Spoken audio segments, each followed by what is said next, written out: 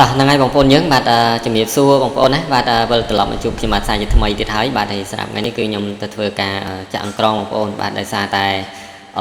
ថ្នោលបាទខ្លះទៅវាវែងពេកណាបងប្អូនយើងបានអញ្ចឹងគឺខ្ញុំ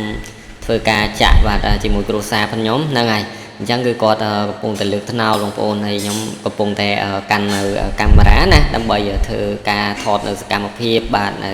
ការចាក់អង្ក្រងបាទដើម្បីធ្វើការចែកជូនទៅកាន់បងប្អូនយើងបាទដើម្បីធ្វើការទស្សនាបាទក៏ដូចជាការមើលនេះផ្ទាល់តែម្ដងផងដែរបងប្អូនយើងណាហ្នឹងហើយអញ្ចឹងគឺនេះគឺសបុកវារៀងងាប់បងប្អូនបាទនៅដើមរៀងខ្ពស់ដែរបាទស្លឹករៀងងាប់ហ្នឹងហើយអញ្ចឹងគឺយើងចាក់ទៅវារៀងធ្លាក់នៅស្លឹកងាប់ណាបងប្អូនយើងហ្នឹងហើយហើយ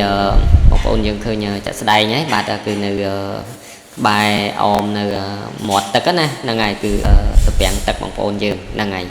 បាទអញ្ចឹងគឺខ្ញុំទៅដល់កន្លែងមួយទៀតបងប្អូនបាទដើររមមួយថ្ងៃពេញតែម្ដងបាទគឺយើងអត់បានអង្ក្រងទេបងប្អូនណាមានតែសម្បុកតែអត់អង្ក្រងបាទអញ្ចឹងគឺយើងចាំមើលនៅសម្បុកនេះតែម្ដងបងប្អូនបាទវាទៀបក៏ពិតមែនតែសម្បូរទៅដោយពងនិងមេថ្មល់តែម្ដងណាបងប្អូនយើងបាទគឺយើងឃើញថា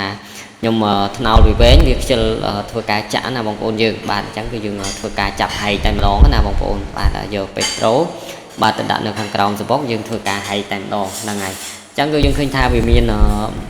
ការខំណាបងប្អូនយើងមានការខំមែនតែនបងប្អូនណាបាទហ្នឹងហើយអញ្ចឹងគឺ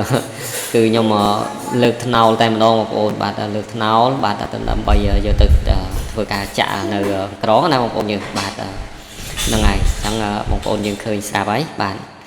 តោះហ្នឹងហើយបងប្អូនយើងបាទអញ្ចឹងគឺមានតែប៉ុណ្្នឹងទេបាទសូមអរគុណបាទនឹងសូមជម្រាបលា